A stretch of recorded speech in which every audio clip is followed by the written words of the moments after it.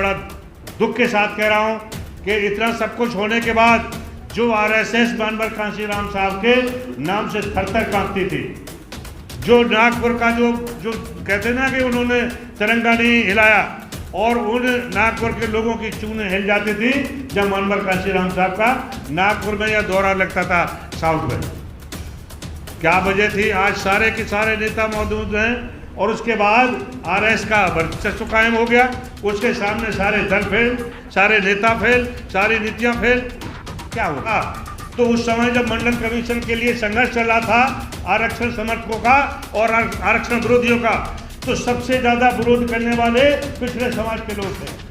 वही लोग नहीं मालूम था ये क्या है, लेकिन मानवर कांशीराम साहब ने आप जैसे हम सब लोगों को लेकर के मंडल कमीशन की लड़ाई को लड़ा और उनको मंडल कमीशन के हर तरह उनको आरक्षण दिलवाया।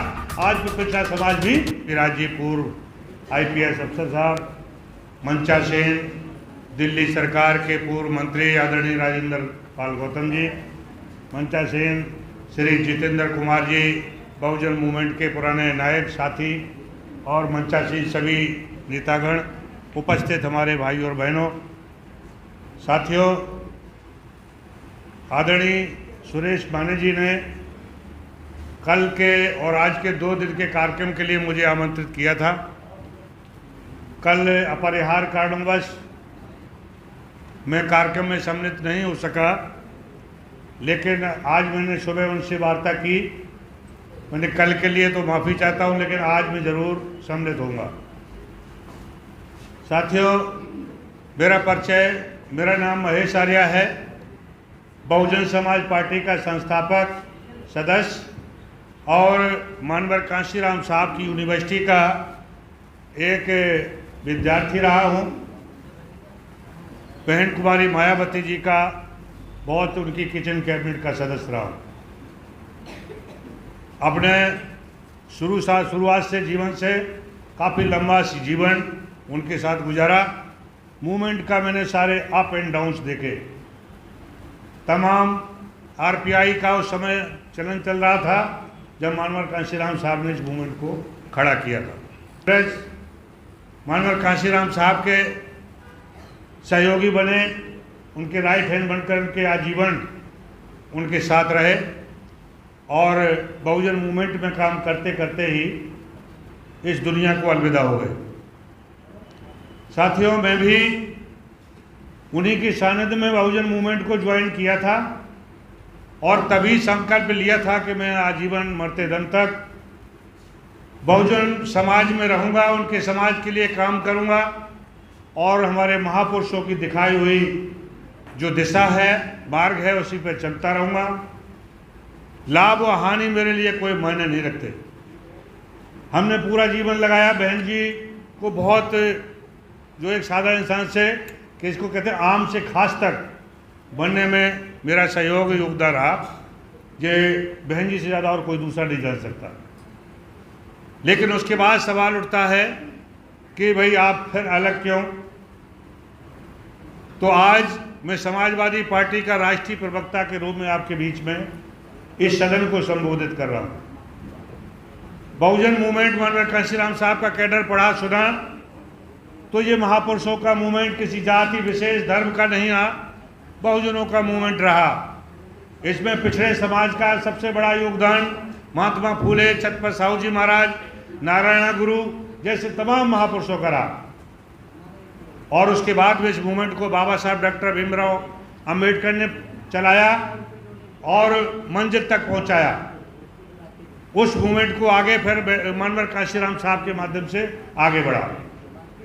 साथियों, ये मूवमेंट जब मानवर कांशीराम साहब के नेतृत्व में चल रहा था तो पूरे देश में उस समय जो पार्टियां, सत्तारूढ़ पार्टियां हुआ करती थी प्रदेशों में और देश में, वो लोग हम लोगों की बातों को नीला झंडा लेके हम जाते थे घरों में और जब बाबा साहब की बात करते थे और बोलते थे कि बाबा साहब का झंडा उठा लो, बाबा साहब का साथ अपना लो, बाबा साहब का रास्ता अपना लो, तो एक दिन बाबा साहब का राज आएगा, ये अम्बेडकरवाद का राज आएगा, आप राजा होंगे।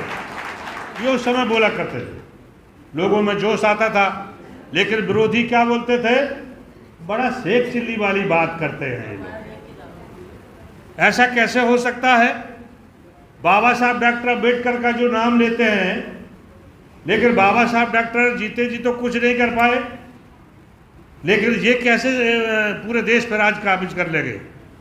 लेकिन साथियों, बाबा साहब सच्चा था, बाबा साहब का मिशन सच्चा था, बाबा साहब के सिपाही पक्के थे, और आपने देखा कि कम से कम वो मिशन सक्सेस हुआ, और वो मिशन उत्तर प्रदेश में बाबा साहब डॉक्टर अम्बेडकर का राज कायम हुआ। एक बार नहीं, 4 बार राज कायम हुआ। लेकिन यदि वो दिशा सही चलते गए होते, अगर उस दिशा पे पूरा समाज सही चलता रहा होता, मानवर साहब का कोई डिसीजन, सारे डिसीजन सच्चे थे, कोई ना कोई उनसे भी भूल भई होगी, इसलिए शायद वो मिशन कोलैप्स हुआ। मैं किसी के ऊपर टीपा टिप्पणी नहीं करना चाहता, लेकिन इतना सच को जरूर बता देना चाहता हूँ कि इस मिशन के खातिर न जाने कितनी जिंदगियां कुर्बान हुई, न जाने कितने लोगों का जीवन बलिदान हो गया, भविष्य चौपट हुआ, लेकिन वो कुछ नहीं देख पाए। लेकिन साथियों, आज मैं बड़ा दुख के साथ कह रहा हूँ कि इतना सब कुछ होने के बाद जो आरएसएस मानवर कांशीराम साहब के नाम से थर-थर कांपती थी, जो नागपुर का जो कहते ना कि उन्होंने तिरंगा नहीं हिलाया, और उन नागपुर के लोगों की चूनें हिल जाती थी जब मानवर कांशीराम साहब का नागपुर में या दौरा लगता था साउथ में। क्या वजह थी? आज सारे के सारे नेता मौजूद हैं, और उसके बाद आरएस का वर्चस्व कायम हो गया, उसके सामने सारे दल फेल, सारे नेता फेल, सारी नीतियां फेल। क्या हो गया साथियों? जहां कहीं ना कहीं मिशन कोलैप्स हुआ, आज समाज जहां था वहां पे खड़ा हो गया चौराहे। बड़े बड़ी तेज लीडरशिप, बहुत मारक क्षमता के हथियार कांशीराम जी ने पैदा किए थे। किसी क्षेत्र में वो फेल होने वाले नहीं थे। मैंने पश्चिम बंगाल में जब मैं गया, जहां पर सीपीआईएम का मजबूत कैडर हुआ करता था, वो कहते थे कि देश में सबसे बड़ा कैडर सीपीएम का होता है। लेकिन जब बसपा का कैडर कांशीराम साहब का सिपाही बंगाल में गया, तो मेरा उनसे चैलेंज था कि आपका कितना ही बड़ा कैडर क्यों ना हो, लेकिन बाबा साहब डॉक्टर अम्बेडकर से बढ़ के कैडर कोई हो नहीं सकता। जो भी आपका बड़ा पदाधिकारी है, जो भी आपका बड़ा नेता है, महेश आर्या से डिबेट करे, अगर मुझे पराजित कर देगा, मैं आपका मिशन को ज्वाइन कर लूँगा, आपके कैडर को ज्वाइन कर लूँगा। 8 साल रहा, पार्टी खड़ी हुई, और वहाँ चारों तरफ नीला नीला झंडा दिखाई देता। सुरेश चंद्र माने जी साउथ के स्टेट में हमारे सहयोगी साथी रहे, कोऑर्डिनेटर, मैं भी था, वो भी थे, मैंने उनको तोला नापा है। वो भी मिशन के सच्चे सिपाही हैं, कांशीराम साहब की टीम के सच्चे योद्धा हैं, मारक क्षमता के लीडर हैं, वो सब कुछ उसमें कोई कमी नहीं है। साथियों, इस तरीके से हमारे तमाम लीडर कांशीराम साहब ने पैदा किए। साहब बोलते थे, जिस समाज की लीडरशिप नहीं होती वो समाज आगे नहीं बढ़ता। हर समाज की उन्होंने लीडरशिप पैदा की, दलितों में की, पिछड़ों में की, आदिवासियों में की। और मैं देखता हूं, जब मंडल कमीशन का दौर था, तो उस समय जब मंडल कमीशन के लिए संघर्ष चला था आरक्षण समर्थकों का और आरक्षण विरोधियों का, तो सबसे ज्यादा विरोध करने वाले पिछड़े समाज के लोग थे। वही लोग नहीं मालूम था ये क्या है, लेकिन मानवर कांशीराम साहब ने आप जैसे हम सब लोगों को लेकर के मंडल कमीशन की लड़ाई को लड़ा, और उनको मंडल कमीशन के हर तरह उनको आरक्षण दिलवाया। आज पिछड़ा समाज भी जाग चुका है, जाग रहा, पूरा तो नहीं लेकिन जाग रहा है। तो साथियों, ज़्यादा ना बोलते हुए मैं सिर्फ इतना कहना चाहता हूँ कि आज हालात बहुत देश के बिगड़े हुए हैं। आज देश खतरे में है, देश का लोकतंत्र खतरे में है, देश का संविधान खतरे में है, दलितों, पिछड़ों, आदिवासियों का आरक्षण खतरे में है, सब कुछ खतरे में है। माताओं बहनों की जो इज्जत है वो खतरे में है, उनका जो हक है वो खतरे में है, और पूरा देश और समाज का सामाजिक न्याय खतरे में है। इसलिए साथियों, ज़रूरत है समाज को संगठित होने की, इकट्ठा होने की। आज समय आ गया चुनाव का 2024 का, तमाम पार्टियां निकल रही, रोज जो आपस में एक्सरसाइज चल रहा है। मेरे अंबेडकर समाज के साथियों, बहुजन समाज के लोगों, आप लोगों ने ये दूसरी भूल नहीं करनी है। विरोधी चाहता है, जो मनुवादी ताकतें चाहती हैं कि बहुजन समाज में रोज नई पार्टियां बने, नया नेतृत्व, एक के खिलाफ दूसरा नेतृत्व तो खड़ा हो जाए। किसी को मनुवादी खुद सपोर्ट कर देता है, किसी को फाइनेंशियल सपोर्ट कर देता है, जाओ तुम मायावती के खिलाफ खड़े हो जाओ, तुम मुझसे बड़े नेता बन जाओ, जाओ कांशीराम के बराबर नेता बन जाओ। ये आज से नहीं, बहुत पुरानी उनकी षड्यंत्र है, उनके ये पूरे पहले से कारनामे हैं। तो साथियों, आज उस जमाने से आज हम आप बहुत आगे जा चुके हैं। हम लोग उनकी चाल को समझना चाहिए। आज 2024 में यदि बहुजन समाज का वोट का बिखरा हुआ तो निश्चित रूप से 2024 में फिर से वो आ जाएगा। और ये चुनाव में आपके डंके की चोट से कहना चाहता हूं कि ये चुनाव निश्चित रूप से, अगर चुनाव में वो आ जाती है बीजेपी, तो अगला चुनाव फिर नहीं होने वाला। पूरे देश जो अम्बेडकरवादी हैं वो आशंकित में हैं, संविधान के मानने वाले लोग वो भी आशंकित हैं, बाबा साहब डॉक्टर मनोहर लोहिया के मानने वाले समाजवादी लोग भी आशंकित हैं। इसीलिए हमारे समाजवादी पार्टी के राष्ट्रीय अध्यक्ष आदरणीय अखिलेश यादव जी को पहले शायद हो सकता है उनको अम्बेडकरवाद और अम्बेडकरवादियों की जानकारी ना हो, लेकिन जब बहुजन मूवमेंट से अलग होकर के मुझे कहीं जाना बेघर हो गया, मैं थोड़ी ही बता रहा हूँ, जब मैं बेघर हो गया अपने घर से, तब उस हालत में क्या करता, तो मेरे सामने विकल्प थे। एक वो विकल्प था जिसका बाबा साहब डॉक्टर अम्बेडकर ने और मानवर कांशीराम साहब ने जीते जी हमेशा विरोध किया था, वो थी पार्टी कांग्रेस पार्टी। दूसरी पार्टी थी जो सत्तारूढ़ पार्टी है, भारतीय जनता पार्टी, तो वो भी वो विकल्प के रूप में थी। सत्ता है उसकी, केंद्र में सत्ता है और उधर स्टेटों में भी सत्ता है। तो साथियों, मेरे सामने विकल्प थे, लेकिन मुझे कुर्सी की परवाह नहीं थी, मुझे लोभ लालच नहीं था। मैं मिशन मूवमेंट के लिए रहा, मिशन मूवमेंट के लिए जिया हूँ, मिशन मूवमेंट के खातिर मरना भी चाहता हूँ। मेरे सामने जब बसपा कोलैप्स हो गई, बहन जी मैं दिल्ली का प्रभारी था, तो सारे दिल्ली के लोग, यहाँ बहुत लोग बैठे हैं, उनको मालूम है कि मेरी रोज चर्चा होती थी जब 2019 का चुनाव चल रहा था। मैंने कहा बहन जी के अलायंस की तरफ जा रहा है, आप अकेली चलेंगे तो नुकसान होगा, बहुजन समाज का वोट बिखरेगा और फायदा भाजपा को मिलेगा। आज धीरे धीरे नानुकुर करते हुए वो उन्होंने अलायंस किया और अलायंस में पहले 0 थी, 2014 में 10 सीटें मिली। कितनी मिली? 10। और पहले थी 0 2014 में, पार्लियामेंट में एक भी सिंगल सीट नहीं थी, उसका लाभ मिला।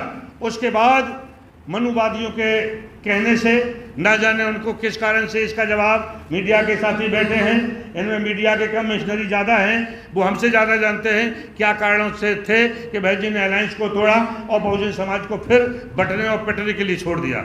हमको अच्छा नहीं लगा तो मैंने रिजाइन किया, और उस रिजाइन को पूरे देश में हमने किन कारणों से रिजाइन किया पूरे देश को पता, मीडिया में वायरल हुआ था।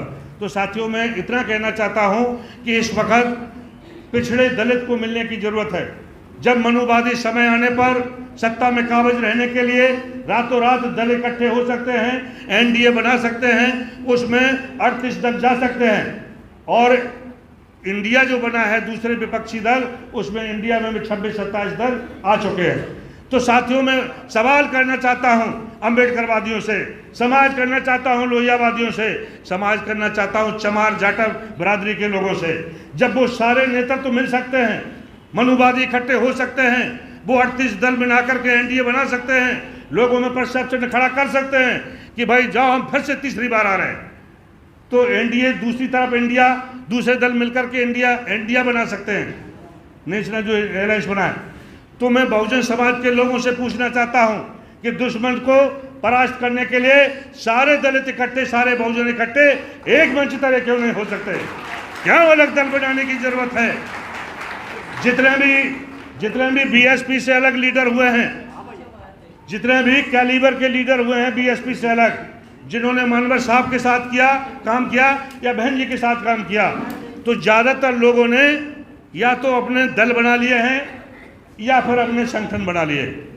महेश आर्य ने पूरे देश में काम किया, कई प्रदेश के लोग जानते हैं पूरे देश में। मैं चाहता तो मैं भी एक दल खड़ा कर सकता था, लेकिन साथियों मुझे इसकी चिंता नहीं है। डॉक्टर माने साहब को, इनके साथ भी मेरे वही संबंध हैं, और भी तमाम लीडरशिप बिल्डअप हो रही है, उन सबसे जब भी मुझे बुलाते हैं मैं उनके बीच में जाता हूँ। मैं कहता हूँ एक ही बात मानिए भाई, अपने आप को बिल्डअप मत करो, अगर समाज बचेगा तो आप बचेंगे। आप रोज पार्टी बिल्डअप करने की बजाय एकजुट होकर के अपने अबोलिशन मूवमेंट को बचाइए। मैंने महेश आर्य ने पहले कह दिया कि मैं बसपा में था तब भी कहता था। अखिलेश यादव जी के बारे में थोड़ा सा बता दूं कि अखिलेश यादव जी के साथ मेरी पहली मीटिंग हुई, क्योंकि उससे पहले अखिलेश यादव जी का नजरिया दलितों के प्रति लोग ठीक नहीं मानते थे, दलितों के प्रति उनकी चेतना कम हुआ करती थी। लेकिन जब हम लोग गए, उनके साथ चर्चा हुआ, तो हमने उनसे कहा कि अखिलेश यादव जी, आप पिछड़े समाज को नुमाइंदगी करते हैं, आज पूरे बहुजन मूवमेंट खतरे में जा रहा है। अब आप बताइए आपको क्या करना है। अगर बहुजन मूवमेंट को आगे बढ़ाना है तो हम आपके साथ आने को तैयार हैं। अगर आपको बहुजन मूवमेंट को नहीं बढ़ाना तो नहीं जाना है। तो साथियों, उन्होंने स्पष्ट कहा कि आज से बाबा साहब डॉक्टर अम्बेडकर और राम मनोहर लोहिया से पहले जो हमारी पार्टी के आइकॉन रहे हैं, सुनो, मुझे गौर से ध्यान देने की जरूरत है, हमने उनसे इस वाचा करवा लिया था कि भाई बाबा साहब डॉक्टर अम्बेडकर के विषय में, उनके मूवमेंट के, उनके दर्शन के विषय में आपकी क्या राय है। तो अखिलेश यादव जी ने पूरे लोगों के सामने सदन में वादा किया कि अब तक समाजवादी पार्टी के आइकॉन राम मनोहर लोहिया रहे हैं, आज के बाद बाबा साहब डॉक्टर अम्बेडकर पहले माने जाएंगे, दूसरे नंबर पर राम मनोहर लोहिया होंगे। साथियों, में उनके साथ स्वीकार हो गया और मैंने उनसे कह दिया। दूसरी बात मैं पूछना चाहता हूं, क्या समाजवादी पार्टी का लीडर बनने के लिए मायावती जी को गाली देनी पड़ेगी? क्या समाज के खिलाफ हमें जाना पड़ेगा? क्या अखिलेश यादव ने कहा कि इसकी कोई ज़रूरत नहीं है, मैंने मिशन को नहीं समझा था, आज मैंने लोहिया के साथ साथ बाबा साहब डॉक्टर अम्बेडकर को भी पढ़ लिया है, इसलिए मुझे कोई भी आपके लिए लक्ष्मण रेखा बनाने की जरूरत नहीं है। आप जैसा बोलते थे वही बोलिए। महापुरुषों के मूवमेंट को ये समाजवादी पार्टी के नेतृत्व में आगे बढ़ेगा।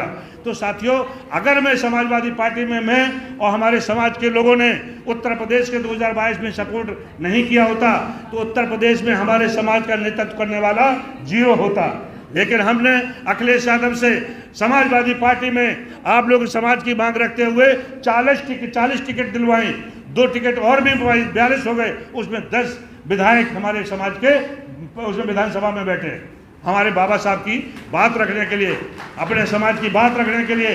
अखिलेश यादव पूरे हाउस में बोलते हैं कि बाबा साहब डॉक्टर अम्बेडकर के मिशन की, उनके संविधान की रक्षा समाजवादी पार्टी करेगी। लोकतंत्र संविधान की रक्षा के लिए हम सब मिलकर साथ हैं। तो साथियों, इस समय हमको जो कहते ना कि नासमझ दोस्त से समझदार दुश्मन ज़्यादा अच्छा होता है, तो इसलिए आपको सबको, दलित पिछड़ों को इकट्ठे होते हुए बहुजन मूवमेंट को आगे बढ़ना होगा। मेरे तमाम नेताओं, मेरा पूरे नेताओं से जो भी पार्टी अपनी बनाए हैं आगे चल रहे हैं, मैंने स्पष्ट कह दिया कि मैं पहले सामाजिक हूँ, पहले मैं बाबा साहब डॉक्टर अम्बेडकर का सिपाही हूँ, उसके बाद किसी पार्टी का हूँ। हमेशा रहा, समाज मुझे जहाँ भी याद करेगा, पार्टी के प्रोटोकॉल के तोड़ के पहले भी जाता था, आज भी जाऊँगा, हमेशा जाऊँगा। इसलिए साथियों, मुझसे मेरे समकक्ष कोई खतरा न करें, महसूस न करें, हमेशा मेरा सकारात्मक रवैया रहा उनके लिए। वो आगे बढ़ें, समाज को आगे ले जाएं और संविधान की रक्षा के लिए संघर्ष में आगे आएँ, उन सब के लिए हमारा साथ और सहयोग रहता। और एक नया नेता उभर के आया है नौजवानों में, मैं उनसे कहना चाहता हूँ कि देखिए, नियम है कुदरत का कि हम तो बूढ़े हो रहे हैं, नौजवान थे कभी हम भी, लेकिन हम बूढ़े की तरफ बढ़ रहे हैं और नौजवान आगे आ रहे हैं। तो नौजवानों का ही भविष्य, उन्हीं की लड़ाई हमें लड़नी है। हमको कोई संघर्ष उसको लूज नहीं छोड़ना है, अपने संघर्ष को बीच में नहीं छोड़ना है, बीच मझधार में नहीं छोड़ना है। बाबा साहब डॉक्टर अम्बेडकर के सामने जो चुनौतियां थी, आज हम लोगों के सामने वो चुनौतियां नहीं हैं। हम लोग मिलकर के उस लड़ाई को लड़ सकते हैं और पूरी गारंटी के साथ जीत सकते हैं। जय भीम, जय भारत, जय समाजवाद, जय बाबा साहेब। धन्यवाद।